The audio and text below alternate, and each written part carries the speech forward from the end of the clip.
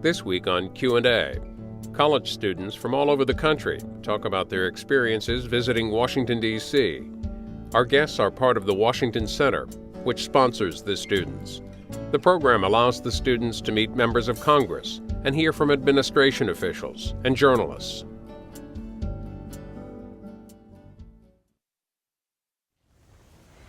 Kathleen Duffy, tell us where we are, what you're doing, who's in the room.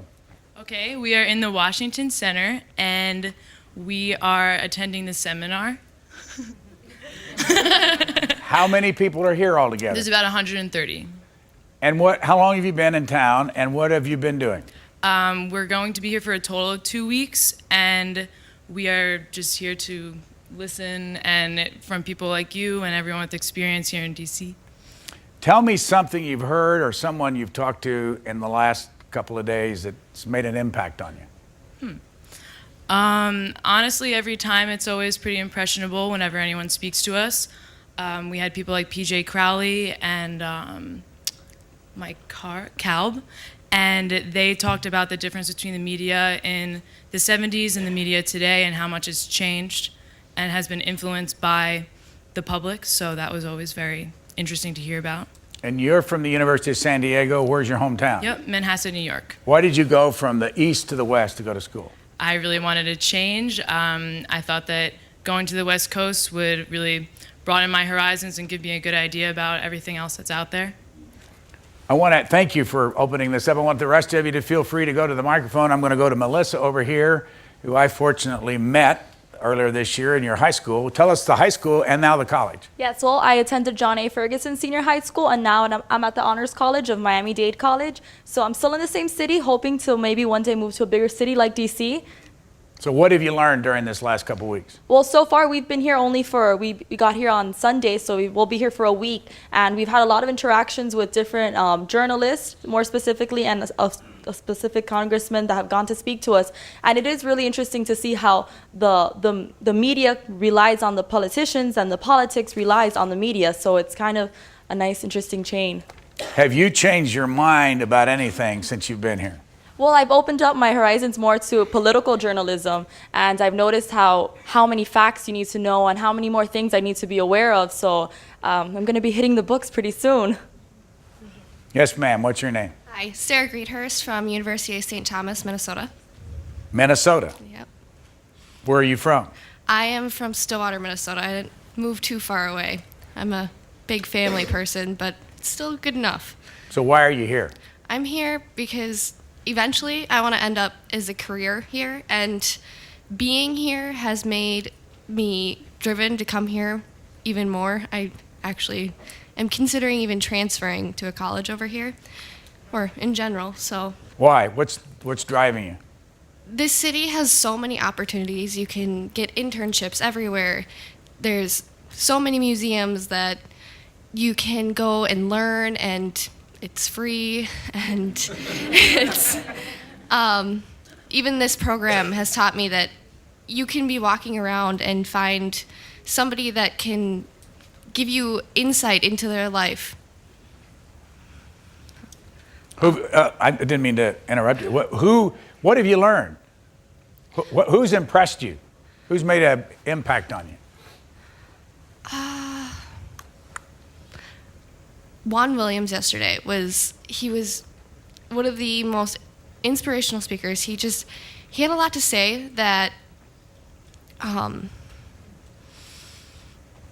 there's been so many speakers. They're all coming at me. What have you done to process all this? I noticed earlier when I was watching you all with the earlier show, there are a lot of laptops out there. I don't know whether you're surfing the web or whether you're making notes. I'm a laptop person. I have notes for every day that I've been here, and at the end we have to do journals. So at the end of the day, when I'm going back to do my journal, I will review my notes and see what happened during the day, because otherwise it's just a lot of facts coming at you all at once. But from the gist of what's happened in the last week, it's been a lot of media and turning one side of the house on the other side of the house, and what everyone's opinion is on that almost. So do you think, before I go to another one of your fellow students. Do you think we need a fairness doctrine in the media? I don't think so. Why not? Because you can go out and get a fair media anywhere you go. You can look at one side of the media and you can look at the other side of the media. It's the people that have to look for the fairness within the media, not the media that has to provide it. Yes, sir. What's your name? My name is John McCarthy. I'm from Quinnipiac University, but I reside in Ocean Township, New Jersey. Tell us about Quinnipiac, because we always hear about the poll. Where is it? How big is your school? And why are you going there? Quinnipiac University is a school in Hamden, Connecticut. It's about 6,000 undergrad. I actually arrived at Quinnipiac University because of their communications program and decided that that wasn't the position for me. We have a strong communications and business program, and I currently am studying sociology and political science. What have you learned this last couple of weeks?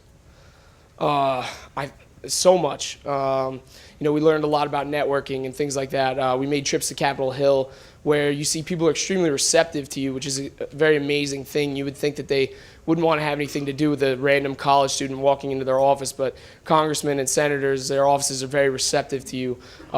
These speakers are very interested in helping you to learn about what's going on here and making sure that you see everything that's going on. It's very transparent. It's an extremely awesome experience to have, and it's been countless. How old are you? I'm 20 years old. So you can vote, right? Yes, sir. Why do you think members of Congress might be interested in you? Because I'm their constituent, of course, yeah.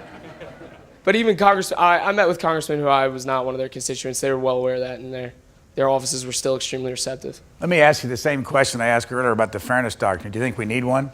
Well, I think the press should be extremely free. I don't think there should be any regulation of the press, really, to have something like that. I think that we should be able to trust in our journalists to properly display the media to us in a very neutral light. So we shouldn't have to regulate that. The government sort of regulates too much as it is, in my own personal opinion. I think that we can trust in the media to eventually evolve to a spot where it will present a very neutral stance on many things. Your name? Hi, I'm Kara Schilling. I'm from Elon University. Elon. Elon, North Carolina. Lovely place. How big is it? It is about 5,000 undergrad, and we have a little bitty law school, and we're getting more, but that's what we're at right now. What's an itty-bitty law school? An itty-bitty law school is law school that I don't know much about. I just know that it's 3 years old, 5 years old. It's very young. Are you thinking of going there? Not at all. We're actually unique. We're teaching fellows, so we're all education majors, and we're actually all here to learn about how education and politics combine, which is weird because before coming here, I knew really nothing about politics, and to be honest, I didn't care very much because it's all about a talking, and we're talking about how everybody gets angry and all these people calling in, and it's all, woo! And it doesn't, it kind of bothers me. But can I just keep talking? Do you have questions? I can do this. Why does it bother you? Why does it bother me that people just keep yelling? Because it doesn't make sense. If I was in an argument with you and I was getting all heated and angry, I wouldn't be in a place where I could listen and compromise and find the common ground. Just like a good marriage, a good relationship with anybody. Marriage with my parents I'm talking about. Do your parents have a good marriage? Yes, they do. And I think one of the main things that makes it a good marriage is because when they have a difference of opinion, they calm down and they sit, they let the anger pass, and then they talk to each other to make something happen. Why do you think people, though, do get angry? What's the reason? We're human. Psychology. We are defensive. We are scared. There's so many things that could go wrong, and especially congressmen, there's so much power that they have, and I'm a future teacher, we're going to have power too, in order to listen. It's just, you're human. You get angry too. What's power? What is power? Yeah. Power? That's a very good question. If everybody has it that you're talking about, what do they have? They are in a place where they can make a difference easily. They're in a place where they can affect how other people work and the lives of other people. Why do you want to be a teacher? I want to be a teacher because I get asked this question all the time. I want to be a teacher because I love children, and I understand that's how I know that I can make a difference in society, and that's how I know that I have felt empowered to be able to be here and be able to learn about things and just to be a person that can go to my congressman and make a difference in a larger society. So I see as educating the children, I can educate the world. As long as I ask the others about a fairness doctrine, do you think that makes some sense in our media? I actually don't know really what that is, and I've been rather confused this whole talking. What do you think it is? What do I think it is from other people talking? Something about kind of regulating the media and trying, what? Do you want somebody to regulate the media?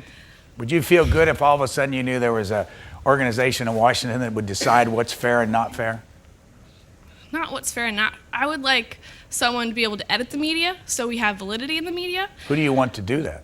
That's a really good question. I don't know. I'm glad I don't have to make those decisions. Then why do you want somebody to edit the media? Excuse me? Why do you want somebody to, and who would you trust? Who would I trust? Yeah. Well, in the system that I have in America, I would trust my congressman. You would trust your congressman to edit the media? To edit the media, to decide who gets to edit the media, not to edit the media. But you want your Congress to vote on who's going to run the fairness doctrine? Yes. I feel like that's a political process. So if the Republicans are in and the Democrats in, would it worry you who they decided to have in charge of what's fair? Yes. I don't like how you just say the Republicans and the Democrats. I'm trying to go with the bipartisan vibe. I want them to come to common ground and together decide what is fair for our society. How do you expect people in a society that gets to go in the voting booth and pick a Republican, a Democrat, or another, why do you expect them to come together then? Why do I expect them to come together? Yeah. Because I expect that they're people who, like us in here, understand that something needs to be different, and like us in here are having the same conversations and understand that anger is not the way, and that we need to be able to compromise. So does that make sense? Thank you. Thank you very much.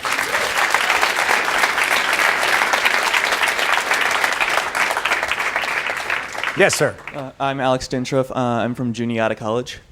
Where is that? That's in the middle of Pennsylvania. It's in a small town called Huntingdon. And how big is it? It's about 1,400 students.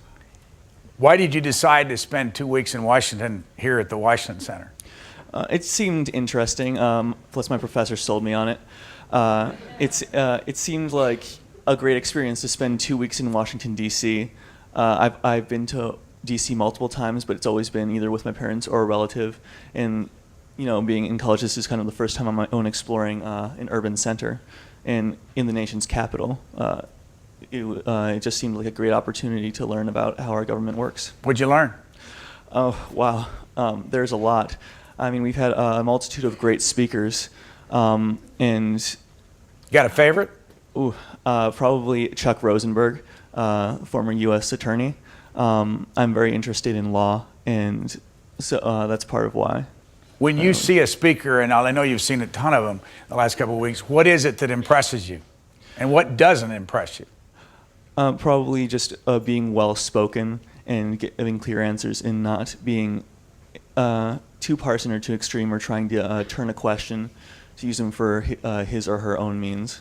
Let's go back to the question we were talking about earlier, the fairness doctrine. No, I don't believe there needs to be a fairness doctrine. I think fairness doctrine was probably more necessary when there were only a few networks that people primarily got their news from. I think when you have multiple sources, including cable news, and now you have the internet where you can have sources from every type of viewpoint, you don't necessarily need to regulate bias. And then I also don't believe in it that the government should be regulating the media. I think the media needs to be independent. There's been a lot of talk this week since the tragedy out in Arizona about who's to blame. Do you point your finger at anybody or anything? You can't really blame. You can't really point the finger at a specific group. I think that one person was responsible, and I think there are actions that people could have taken to prevent this great tragedy. But most of all, I think we just need to look at ourselves and look at the political environment that we've created for each other. Yes, sir. What's your name? Hello, my name is Cory Lynch. I go to school at Quinnipiac University, and I'm from Great Falls, Virginia. Why did you come to the Washington Center? You're right near home. You could have taken off, gone somewhere else. I know, I could have gone just straight home anytime I want, but I thought that this would be a good experience to meet with a lot of other people. I knew some other students from my own school are going, and I figured, 3 credits, it's worth 2 weeks, and it should be an informative and useful time. So what are your impressions about all this? I think it's been very interesting. One of the coolest moments was going to my senator's building and actually walking down the hall and seeing all these different names on all the different rooms and saying, wow, that's John Kerry's office, that's this guy's office. It's just really cool to see, that's where they really do their work, which was pretty cool to see. So as you hear members of Congress and the Senate, and they do it about every hour, say that their big concern is you, their sons and daughters and their grandsons and daughters for the future, and that you're going to be cheated the way that people in my generation have laid things out. What's your reaction, or do you think something else? Well, I think that's kind of something they have to do because we're the ones that voted them in. But I don't know if they're just pandering us or if they're really sincere. What are your concerns for the future, or do you have any? I mean, you talked about the Texas shooting, and I thought one of my concerns, I guess, was one of the kind of just really toxic environment of the political scene. Just the idea that, these people all the way on the left, people on the right, both of them are constantly going at each other, and they're not able to really get a good discourse to actually move forward. So if they really care about their constituents, they have to understand that, not all of their constituents go with one party, not all their constituents go one way. So they have to be able to work with each other to maybe find some common ground. I don't know. You think we need a fairness doctrine, don't you? I don't think a fairness doctrine, like mandating it, is the proper way to go about it. I feel like we need to just see a little bit more respect from our leaders in politics, a little bit more just humility, and basically where our leaders who have responsibility, who are political figures and are public figures, are able to say, hey, what I said was inappropriate, it might have consequences, it might, some people might think that this person is really that bad, but they're just trying to serve their constituents as much as me, regardless of what side they're on. Should we pass a law that says all public officials need to be humble? That's one of those things that can't be really legislated. I feel like it's something that needs to be put into effect by the people in power, taking responsibility and getting that tone leveled down, getting that tone to a place, and I think that's good for all of us to actually proceed and work as a country together. See, we could have the fairness doctrine and the humble doctrine. I mean, again, it is difficult to legislate. Yes, ma'am. Where are you from? My name is Jessica Barranco. I attend Wesley College in Dover, Delaware, and I'm from Topeka, Kansas. How big is Wesley College? It's really small. It's about 1,500 undergrad. Was it really the first college in the United States? I don't think so. It's very old. It's very old. It's the oldest private college. I know that, or the oldest private college in Delaware or something. Yeah, Harvard was up there somewhere. I think. Yeah, but that's private too. Anyway, what's this couple weeks been like for you? Oh, it's been hectic. It's been very busy. We've been having to go through a lot. Well, stop for a moment and tell us exactly what you do every day. Where do you live? We live in this building, actually. This is the resident academic facility. So basically, we get up in the morning and we come down here. Today we started at 8. Most days we've started at 8:30, and today we go until 9 at night. So and what do you do? Well, today, we have all the C-SPAN here, and we were watching the Washington Journal and everything like that. And then most days we just have speakers come, and then we go to site visits. I know my group is going to the Indian Embassy later, and hopefully CBS News. So what is it that you learn in an environment like this? Well, one thing that I've learned is last week on Thursday, we went to the Public Affairs Council, and I got to learn a lot about lobbying and how they train people how to lobby. And I also got a really good contact, and hopefully I'm going to be able to find a good grad school and hopefully an internship by going there. So you're in this for yourself? No. I mean, I guess in the end it's all going to benefit society. So, I mean, sure, it's for me, but in the end I hope to do something. So if you're taken care of, society is going to be taken care of. Well, I mean, like the education majors are saying, I want to go to grad school for education. So in the end, I hope to benefit all the teachers in education in the United States. What has disappointed you about what you've seen? Nothing actually at the Washington Center so far has disappointed me. What has disappointed me is the news and the media and how they're kind of putting off the tragedy in Tucson. I actually yelled at the screen the other day because I saw Westboro Baptist was going to be at the little girl's funeral. That really upset me. Why? I hate them. I'm from Kansas, so it's just like we always see them. You're talking about the Toledo-based group, isn't it Toledo? No, it's Topeka, Kansas. Oh, Topeka. I'm sorry. And that's where not I'm Toledo. from, Yeah, so I Topeka. have to see them on the streets, and it's just terrible to see them at a 9-year-old's funeral. Other than that, should they be allowed to do what they're doing? I don't think I think that it's their American right to do what they do, but I don't like seeing them or their negative signs. And I think it's kind of like what we're talking about is, I think they have been pointing blame. Republicans are pointing at Democrats, Democrats are pointing at Republicans, and I think we all need to just come together and be together on this. With all the attention on that group, was it a Baptist church in Topeka? Whatever, but all the attention, who's it to blame for that? Because every time they come around, we talk about them. Well, I think it is the attention that they get, but I think it's more that, because in Topeka on Gage Boulevard, we have a unity boulevard where people actually go out and will go against them and make it seem that, we are united against you. And I think that they're doing the angel wings at the little girl's funeral, and I think that's the best thing. It's just to come out and be publicly against them. Yes, ma'am. Hello, my name is Hayley Perez, and I go to Suffolk University in Boston. I'm a grad student there, and I'm originally from North Hero, Vermont. So what do you think? What do you learn? I've really learned that DC is where the action is. It's been really, really eye-opening, and like other people have mentioned, I actually felt the government was very open while I've been here, just going to senators and members of Congress's offices. It's been open in what regard? Open that, despite the events on Saturday, that, it is the people's house, and we could just go visit our representatives, and for the most part, they took us quite seriously. Why are you interested in any of this anyway? I'm a professional politics major. I'm not sure if that's what I want to continue with after maybe seeing the effect of professionalization of politics. But really just to see, a DC experience and see where the action is. I'll ask the same question I did earlier. Anything disappoint you? Not particularly, except perhaps that some people we've met with seem just resigned to the fact that there are irreconcilable differences, which I think is very realistic, but it's just a bit disappointing to see that, people just kind of throw their hands up a lot of times and think this is where things are, and we know that there isn't the political will or the goodwill to pass certain things. So what's your take on this situation in Arizona and the way we've handled it? I think it's about who's trying to control the narrative. I was kind of reading that, mental health professionals want to tell the story from that perspective. People who are, of course, supportive of the First Amendment kind of want to take the story in that direction.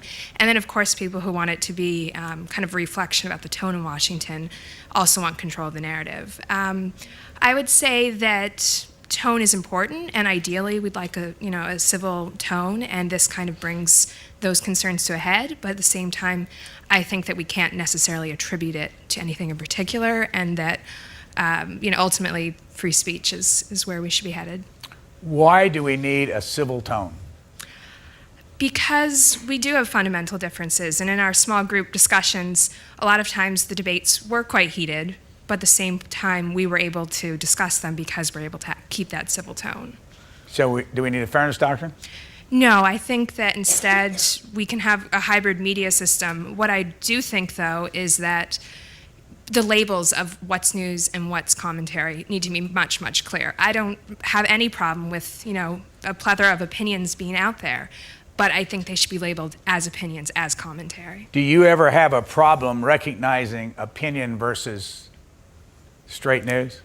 I'd like to say I don't personally, but I think that there really, is a very fine line, and that often it's blurred intentionally, non-intentionally. Yes, ma'am. Hi, I'm Courtney Ball from Florida Southern in Lakeland, Florida. What kind of a school is Florida Southern? We're a small school, Methodist school, and about 1,600 kids, very tight community. What's your major? I'm a political science major with a minor in religion. Why would you pick political science?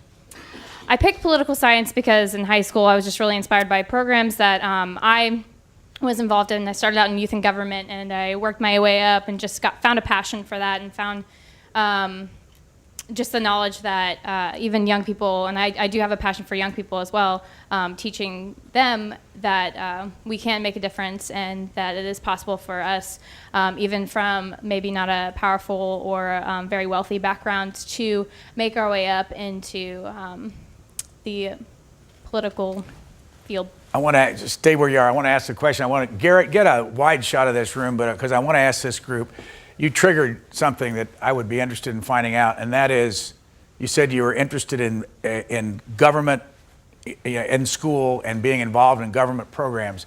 How many of you in here, through your high school and now even in your college experience, have been involved in something that would be a government experience, a club or the Boys Girls Nation and all that? Put your hand up. See how many of you. Almost everybody in the room. So this is a group that has been engaged from the beginning, and I'm sure you've seen people in your school that could care less about any of this. Yeah, for sure. Where did you get your interest in government-related organizations versus those that don't care about any of this?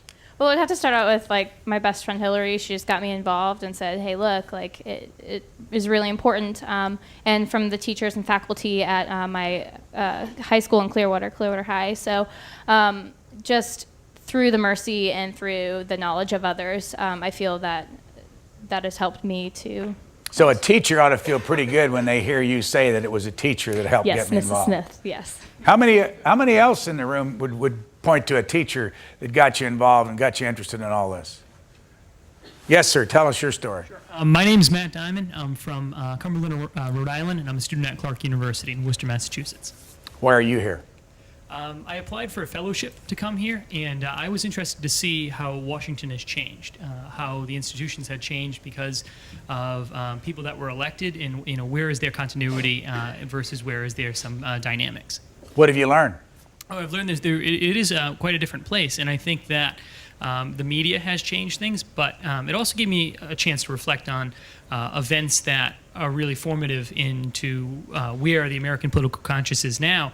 And I think the September 11th tragedy really resonated and is still coming through with the speakers and even the museum exhibits we've seen.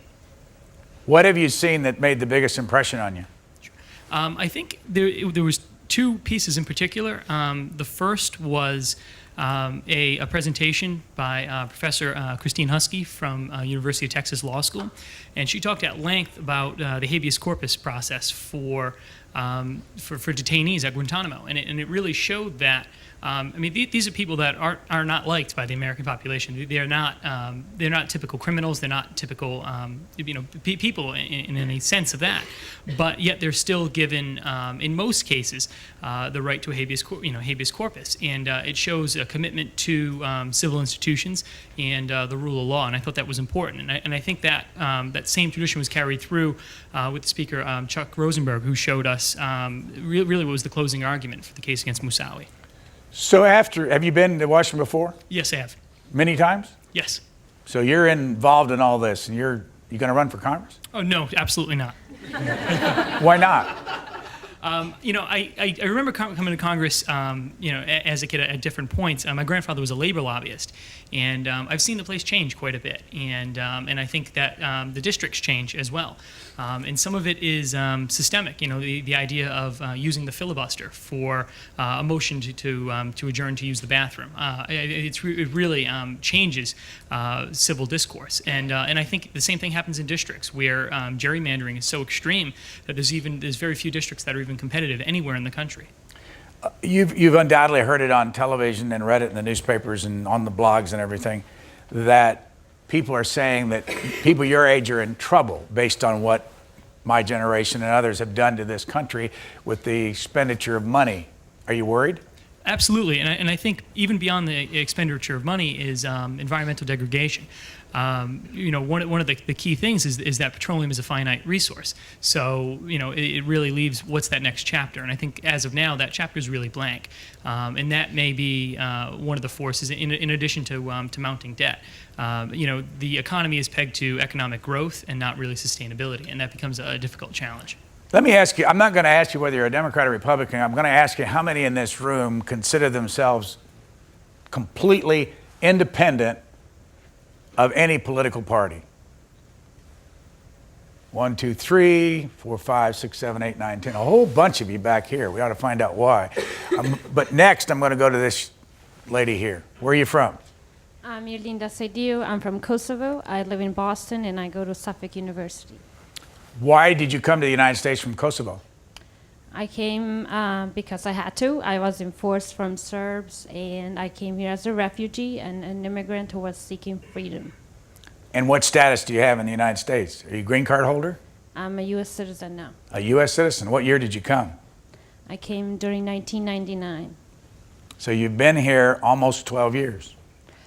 I went back, finished school, and I came here for high school and college. Would you have anything to say to Americans who were born in this country, raised in this country, and have never left based on the experience you've had? I would like them to know, to appreciate the freedom that they have. I would like them to take responsibility to help countries who are in need. Places like Darfur, Kashmir, and Senegal, and third world countries who really need other people's help. I appreciate that I'm in Washington and I get to see places like White House or Congress where decisions were made to help people's life as it did mine and my family. What's the best thing about the United States, and what's the thing you don't like? There are a lot of things that I liked, and I like that some United States is involved in some particular major issues around the world, and I like to see more involvement in other countries, and as a country empowered to influence change and freedom around the world. What don't you like? I can't really say. I don't know. Thank you. I like a lot. Yes, ma'am. Your name? Good morning, Ponyo Krishnapa from Bradley University. I'm In originally Peoria, from, Illinois. Yes, but I'm from northern Chicago, Algonquin. What brings you to the Washington Center for 2 weeks? I've loved DC for as long as I can remember, and I wanted to have the opportunity to expand my horizons, specifically in politics, because I've taken a big interest ever since I started college. Why? I started college in the fall of 2007, so it was just around the time primary started, and I started canvassing and going door to door and volunteering with political campaigns, and I loved talking to people, hearing their stories of what issues affect them. It wasn't so much the issue itself that was affecting them, but it was how their lives had changed because of things that had happened. So have you changed your mind about anything since you've been here? Not particularly. I feel like over the past few years, I don't want to say I've become cynical, but I think I have lost that naive mindset I had when I was younger, where there's good and bad and people always do the right thing. And I think it comes down to really looking at all sides and all possible angles to fully understand an issue and to understand that there's a solution and we have to figure out there's multiple roads we can take to get to that one solution. So you all were here when the tragedy happened in Arizona. You were all together. What was your first reaction to that? And what's happened to your thinking since then? I was shocked because I don't understand how someone can target an individual like that wants to do good. I think every person that runs for office or wants to be a public servant has this idea that they're going to serve people. And to attack someone or individuals like that for having this mindset where we can possibly improve the situation of others is hard to understand. And I guess I still don't understand why someone would ever do that. Yes, ma'am. Hi, good morning. My name is Roxanne Taylor. I'm originally from Portmore, Jamaica, and I go to school at Suffolk University in Boston, Massachusetts. So why did you come to Washington for 2 weeks? Well, because I wanted to know more about the whole, how, the American government runs in general, because I was not as aware of it as I thought I was. Are you a Jamaican citizen still? Well, I'm going to always be a Jamaican citizen because I was born there originally, but no, because we don't have dual citizenship, so I can't be American and Jamaican. So I'm just an American citizen right now. So what do you think of what you've learned? I don't think it's as... I think the system is a lot better than it is in my country, for example, because the people have a lot more rights. But at the same time, there is a lot of corruption in it. but it's still a lot better than I would say in my own country. Where do you see corruption? Just with a lot of the not really corruption, but a lot of things are kind of twisted. So they seem the way that a lot of politicians will present things. Like one of the speakers earlier today was saying, they were calling the healthcare Obama healthcare, like they were twisting things so that society believes it's one thing when really it isn't, and it just kind of makes the people, kind of pushes them to one side, and then it makes people view something a way that they're not supposed to view it because they don't really know about it as much, because the people that they elected aren't presenting it in a way that is truthful. Did every speaker you've listened to in the last couple of weeks tell you the truth? Some of them tried to. I think that they didn't really do it. Not that they didn't want to tell the truth in some cases, but they just didn't. Maybe they didn't know the answer, and they didn't want to say something that might hurt their career in the future, I guess. So. It's that career in the future they were worried about. Yes, ma'am. Hi, good morning. I'm Sarah Nicholson, also from Bradley University, and I'm from Peoria, Illinois. So, what's up? What have you learned? I've learned that I don't know as much as I thought I did. It's been a very humbling experience, but I've really enjoyed learning the things that I knew wrong or thought that I knew, so that way I can pass on that information to people who don't have this opportunity. You learned that you didn't know as much as you thought you did. Give us an example. One of the things that I think that I've learned the most is the redistricting process and how really political it's been. In my political science classes, the few that I've taken, I'm an English major, but those classes that I've taken, they just touched on it. They touched on gerrymandering, reapportionment, and Illinois is a state that retained our Democratic governor, so I'm really interested to kind of see how that's going to play out in the future as we go through that process. But I didn't really know or understand the full scope of the issue until this week. Was there ever a moment where you said, I didn't know that, and now I do? It's a continual learning process. I don't think I've ever had an aha or a light bulb moment, just because I continually expand on the knowledge that I've learned. So it's been a building block. So if we get a fairness doctrine, should we call on you to do could you run that? I think the fairness doctrine is a secondary issue. I think the primary issue is the citizens not seeking out alternative sources of information and not taking it upon themselves to know as much as they can.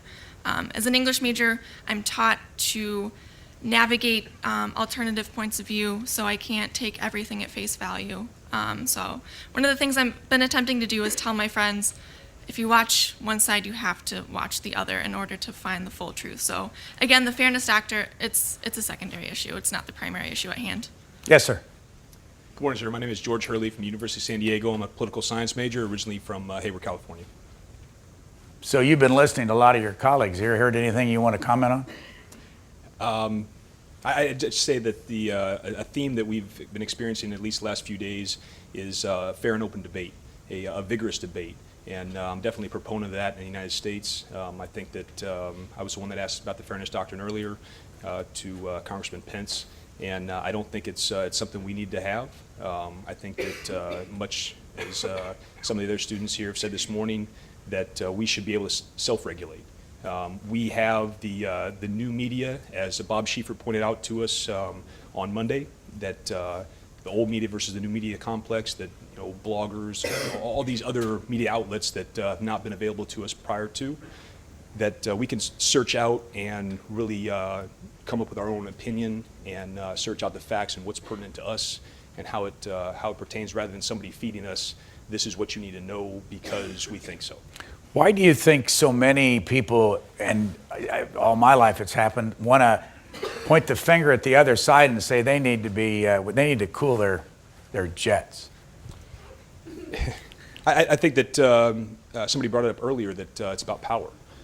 Whoever controls the spotlight, if you will, they have the greatest chance to influence other people, whether that be here in the United States or abroad, and that finger pointing is kind of a human nature type of thing. Nobody really aspires to take responsibility for bad things. Have you seen something in the last 2 weeks that was a high point? all the speakers have been at the least eye-opening. We've learned something from them, or at least I have learned something from them, whether it's draw attention. Like I said, the spotlight was on them, so they espoused maybe some of their personal beliefs and or their personal agendas, even if they were very right intention. You know, there's a theory that in this society, because of the MTV generation and everything moves so fast and you can't sit still very long, you all have sat still for 2 weeks, 7 or 8 hours a day. Some of you have long faces at the moment, but that's my problem. But you do. You sit there all day long and do this. What is it about that we have this idea that you won't sit still for something like this? I think that that sometimes the media portrays that, and that the perception that that's the case leads people to become less interested in things like politics because they don't believe they have a voice, because they have this public perception or this older generation perception on them that they're wrong, or somehow that they're not living up to the expectation of the older generation. And I think that that's a terrible mischaracterization of younger people in the United States. Yes, ma'am. Hi, my name is Jarena Hempill. I'm from Bergen Community College in Paramus, New Jersey. So what have you learned? I learned that everyone in Washington carries around their Constitution. Have you gotten one yet? I have. And why do you think they carry the Constitution? I think that it's really important that we know our rights. A lot of times we simply point the finger at the elected officials as opposed to getting involved with the process and really knowing what your rights and being able to voice that to your congressman. Why are you interested in all this stuff? Interested in entering the legal profession, so I wanted to explore more of the inner workings of Washington. I was very impressed. I think one of the standout moments for me was when I was able to walk into my senator's office and really feel like a constituent. I think that a lot of people feel like their voice can't be heard, but when you're able to experience that and walk in and know that they're there to listen to you, see what you have to say, and hopefully be able to solve some of the problems that exist for us. Let's say, just for talking purposes, that the President of the United States calls you into the Oval Office. And after you get over the fright, which anybody would, and you could tell him one thing you wanted him to do as president, what would it be? That's a very tough question. There are so many things. What issue matters to you the most? I think that right now, with the new elected Congress being majority Republican, I think that he should definitely emphasize compromise and really, we always talk about the bipartisanship, but really I would like to see that in action and in progress. I think we haven't seen that before. That would be great to see, them working together on solving our issues. Yes, ma'am. Good morning. My name is Claudia de la Cruz. I'm from the Honors College of Miami-Dade College. What's the Honors College in Miami-Dade? It's a group of selected students that apply to the college, and you either are denied, unfortunately, or are accepted. And every term, if you pass with a 3.5 or higher, you remain in the program, or not, you are unfortunately kicked out. I've read there are 172,000 students at Miami-Dade. I believe it's 200,000 or something higher. Tell them to upgrade their Wikipedia site. 200,000, is that the biggest college in America? In Florida, yeah, in America, yes. Yeah. What's it feel like being a part of that big a college? It's definitely an honor, especially after Dr. Padron was named head of education by Obama. It's definitely an honor. He's a honorable, wonderful person, so it's definitely an honor to attend such a wonderful college. So what have you learned this last couple weeks? We've only been here, unfortunately, a week. We got here on Sunday. We definitely have huge sleep deprivation. I started randomly laughing yesterday in our room. But definitely how politics and media are definitely intertwined. And definitely when Major Crowley came yesterday, I'm an international relations major, so how he was talking about foreign policy with Secretary of State Hillary Clinton, I was just like in awe about it. So that was definitely, as of this moment, because we have a lot of more events coming up, as of this moment, that's definitely been my high point. So we've been talking a lot about the fairness doctrine and the idea of fairness. Should we have the government do that? I definitely do not think so. I definitely believe that every person in this room has an opinion, has a point of view, and it should be up to the constituents to believe what point they're going to take on a certain media. Because if you put out an article, everyone's going to have a different opinion. No one's going to agree. We are humans. We have to agree to disagree. And by putting out that doctrine, you're going to have one person regulating everything, and that's definitely going to go against the First Amendment, which is freedom of speech, and that's not going to be okay. So if you get up every day, what's your number one source of news? Washington Post. On the web? Yes. From Miami? Yes. Sir? My name is Nicholas Wachowski. I am from Bradley University, and I live in Orland Park, Illinois, which is just south of Chicago. So we've heard a lot from Bradley. I think, what are there, 3 of you here, and all 3 of you have spoken? Is that right? There's only 3 here, so. So why did you come to the Washington Center for a week? 2 weeks? I came for the 2-week program. Back at Bradley, I'm the student body president, so I was able to find out about the program through that.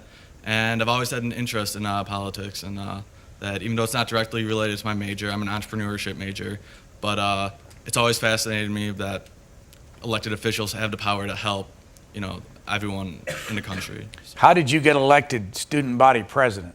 I served on Senate for 2 years. I was a senator, elected freshman year in my dorm, then I became a chairperson for technology on campus, and then decided to run for president. Why did you get involved in the Senate? Honestly, I was looking for a way to get involved on campus, and the current student body president then approached me as I was a freshman and told me to run, and I came back all excited with the petition. About a half hour later, all filled out, and I got elected. I guess we had like 9 people running for the seat I got, so it was kind of inspiring to get elected, and I was able to do a lot of good things in that time. It's not always the case, but I think you'll find that if you go around Washington, most of the people that are here elected and working on staffs have had similar experiences to you all where they've been involved in these government-related organizations in school. So why is it that you're interested and a lot of your classmates might not be interested? That's a tough question. I mean, I'm in a fraternity as well, and I look around and a lot of guys do a lot, and a lot of guys are okay with not doing it that much. But overall, I think it's just a personal drive, a personal ambition to go out and help others. And some people might do that in one way, and that's perfectly acceptable, and other people might do that another way. So let's just assume that you're on your way to a life in public service. Are you going to run for Congress? I don't know. I don't know if that's in my career plan or if that's something I'm going to do.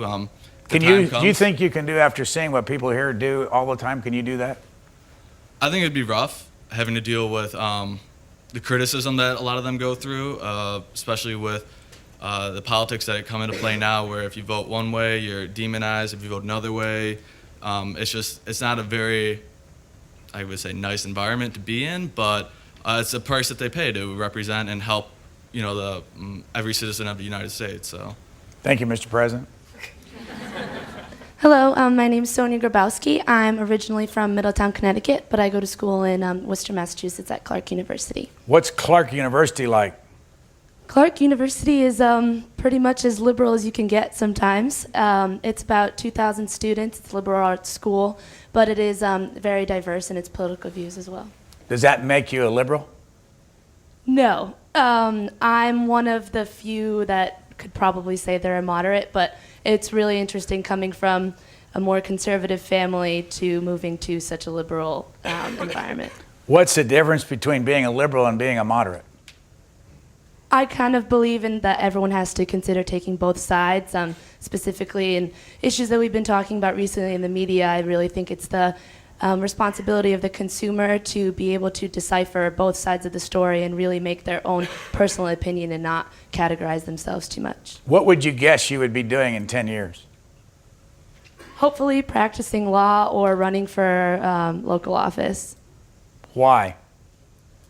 Well, I think politics, every aspect of it affects some aspect of our lives. I think it runs everything that we're involved in, and either through studying the concreteness of law or through being more involved in the local and immediate issues in local politics. I think either way is the way to make a difference. So should count you in as being for the Fairness Doctrine? No, I think it's, like I said, I really think it's the responsibility of the consumer. I think with the growing technology, I think there's so many ways to get more information out there that I think it's completely possible for us to figure it out ourselves. Yes, ma'am. Katie Dwyer from Hi, Katie. Suffolk University in Boston. So what brings you to town?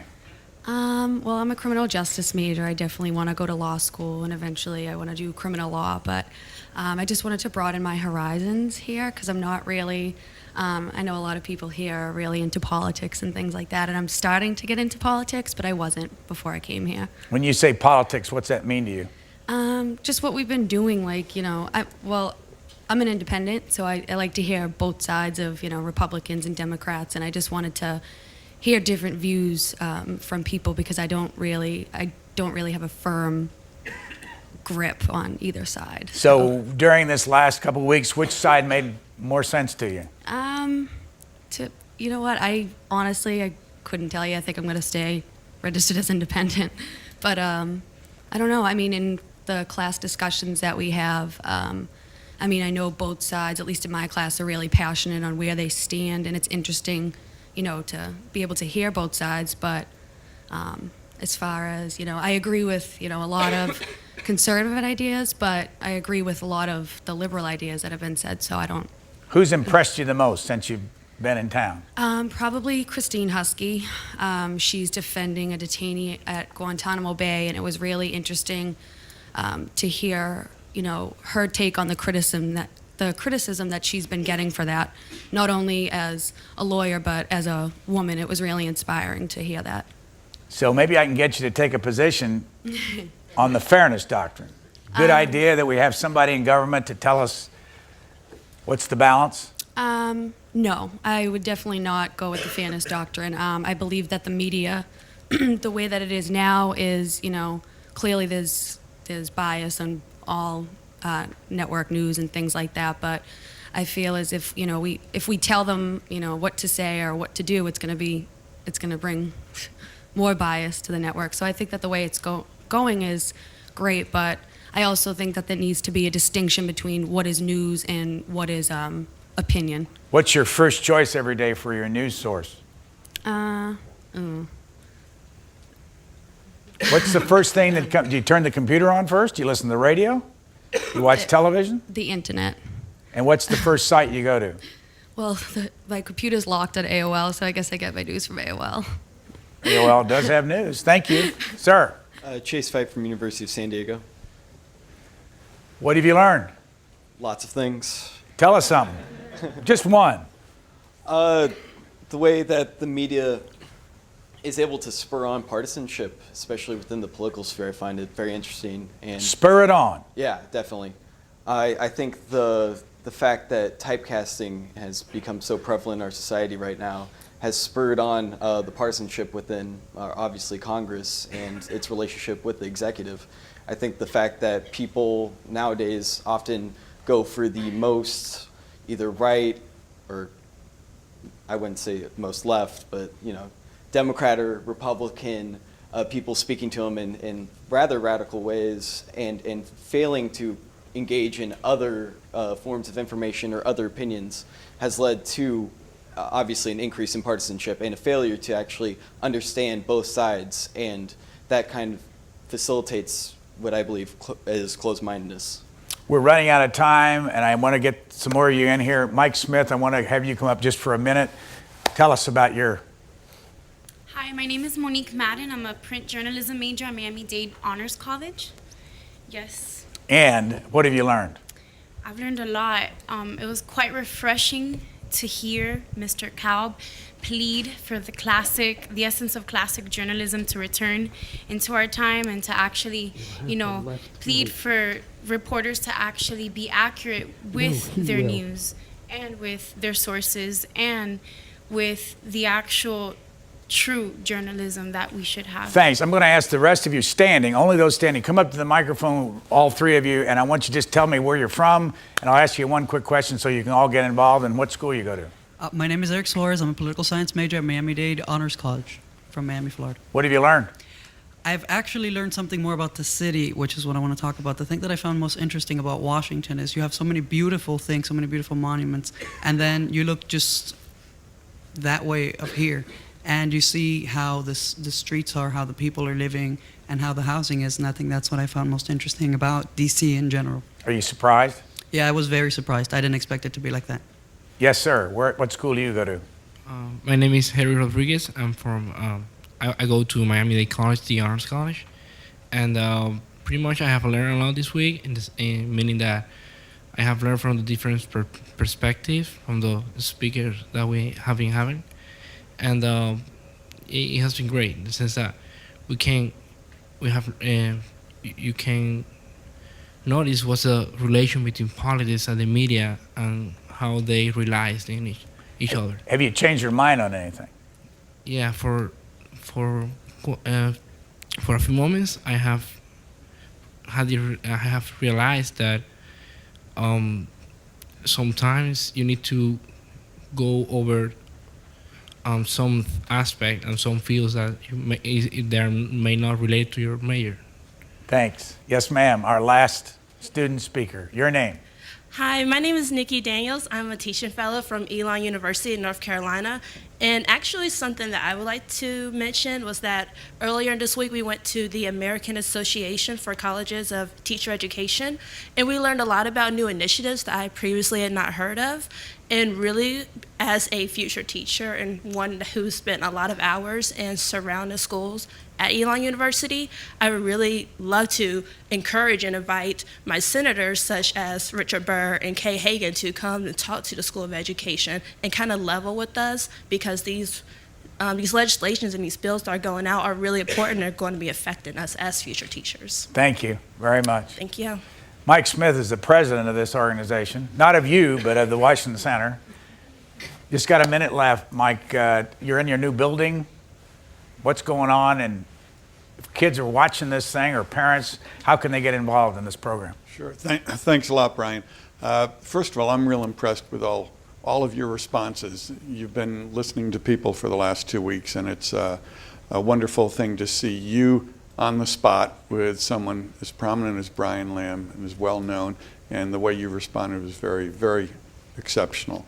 Our programs are now 35 years old, both these 1 and 2 week seminars that we run, as well as semester long and summer term internships where students come for a full experience of interning in Congress or the White House or CNN and other agencies.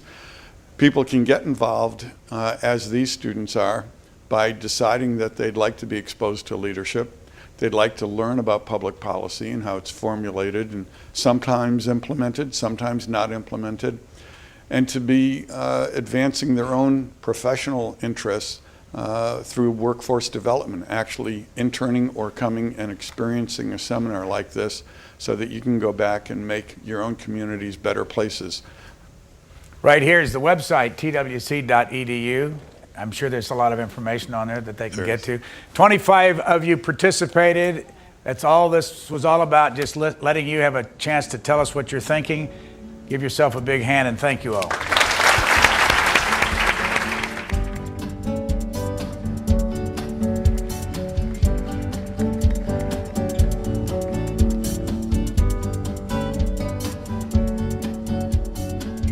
For a DVD copy of this program, call 1-877-662-7726. For free transcripts or to give us your comments about this program, visit us at qna.org.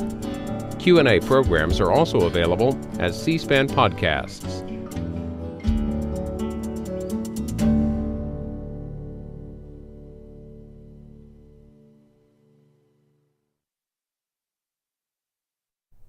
C-SPAN